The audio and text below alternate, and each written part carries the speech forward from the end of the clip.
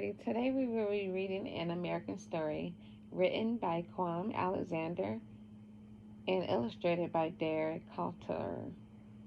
So, what does the author do? The author writes the story. And the illustrator?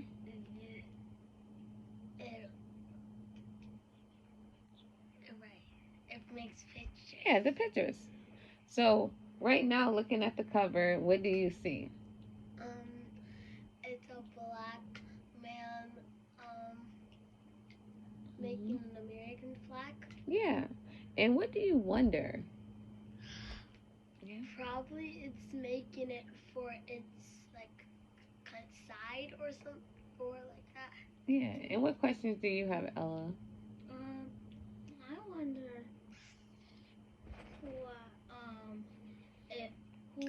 if they had to remake American flag, if they already had 50 stars on there. 50. Okay, those are good questions. So let's take a sneak peek while we look ahead at the pictures. Try to get some ideas about what might happen in this story. So we're not going to really read the words. We're just going to look at a couple pictures. Just see if you can get an idea about what American Story might be about.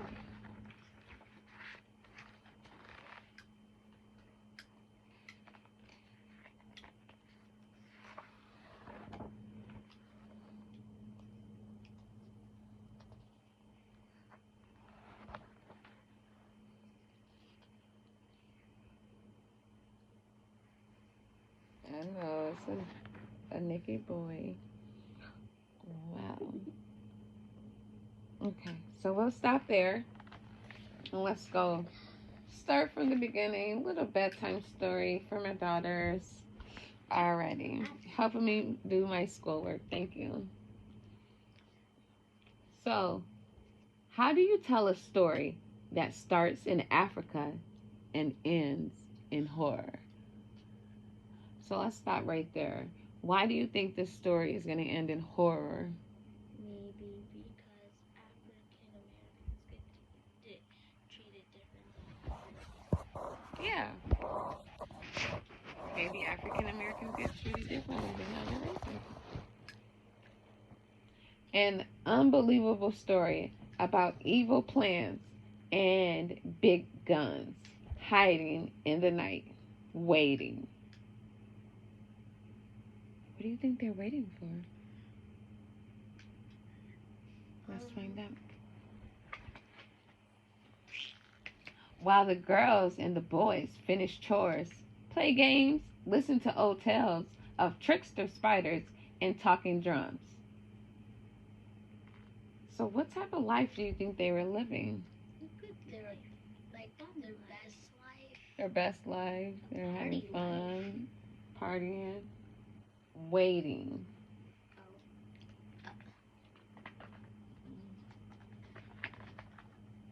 For the women to sing everyone to sleep, for the men to dream of tomorrow.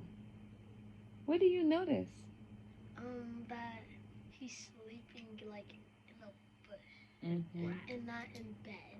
Yeah. Yeah, Africans don't have any waiting.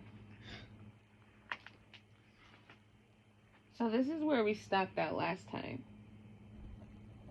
To steal them away from their lives and sell them in America. How are you feeling? Not so good after I saw this picture. Yeah. But you can't sell people. How do you tell a story about slavery? They can't turn them into stone. Do you think slavery is easy to talk about? No. About sly men from cold places, scheming and laughing on tall ships, while people shackled below, crammed in small, hot spaces, cry and sometimes die. So in this story right now, who do you think holds the power? The people above the ship or the below? Below. No, above. The people above the ship, yeah. A story of struggle and sacrifice. about bold men and women jumping into the sea, into the jaws of sharks because they were scared and didn't know where they were being taken? Or what they find, what they got there? Maybe they just wanted to escape.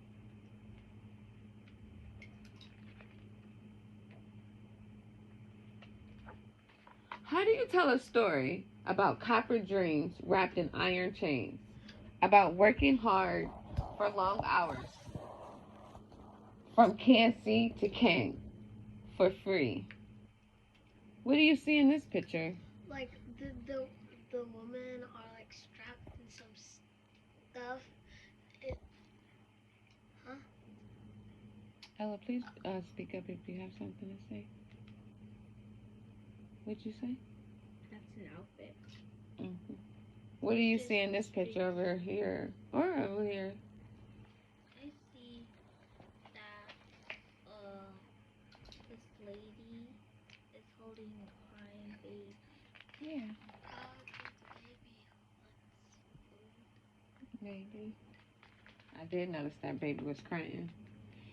And picking cotton and growing sugar under the burning sun, while blonde-haired boys and girls ate their candy and played tag before school in their wooden breeches and cotton gowns.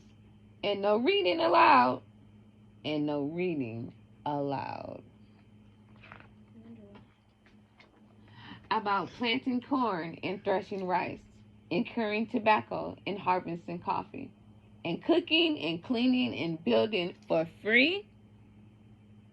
How would you feel working for free? Without getting paid? Mm-hmm. Could never be me. Mm-hmm. That would be good. Why weren't they paid? That's not fair, the students said. How do you tell a story about strength and pride and refusing to be broken?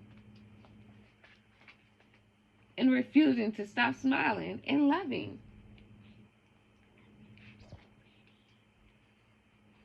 She's pretty. Mm-hmm. And each night gathering the children by the fire to hear tales of Moses and trickster rabbits and missing home. And missing home. That's sad. Really, really sad, Mr. Simmons. How do you tell that story and not want to weep for the world? A story about mothers fleeing in the wind, wading in the water, conducting freedom. About fathers fighting back, stealing away, chasing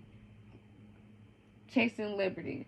About some being caught by the searing lash of night riders, and others riding the night by the light of the North Star. About little girls waking up in the middle of the night to their tormented mothers, pleading, "Please don't take my boy from me." About families torn apart, sold like cattle.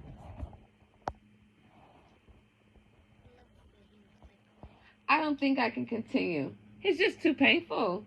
I shouldn't have read this to you. I'm so sorry, children. But don't you tell us always? Speak the truth, Miss Simmons, even when it's hard. So you see in this picture here, who has seen some posters or signs that said Black Lives Matters? Okay. When I've done something bad, my dad always says, you can't change the past, but you can better in the future. Whenever I'm sad, my grandma sings me her favorite poem. We've suffered, been battered, our lives have been scattered, but we're still here, and that's all that matters. We're still here. How do you tell an American story about standing up and speaking out? About Sojourner Truth and Robert Smalls? About the Civil War and emancipation? About yesterday's nightmare and the courage to dream a new tomorrow? How do you tell a story that's hard to hear, one that hurts, and still loves? You do it by being brave enough to lift your voice, by holding history in one hand and clenching hope in the other.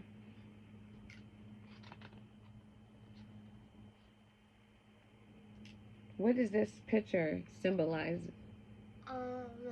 Like probably her mother, probably. Maybe our ancestors? Yeah, are telling her to stick up for herself. Yes. Yes, Ella? It might be her ancestors. Like when you tell us to keep our chin up. Mm-hmm. Might be our ancestor. Yeah. Kind of sound like a teacher. And Kind of sound like a teacher. how do you tell a story about copper dreams wrapped in iron chains? So this an American story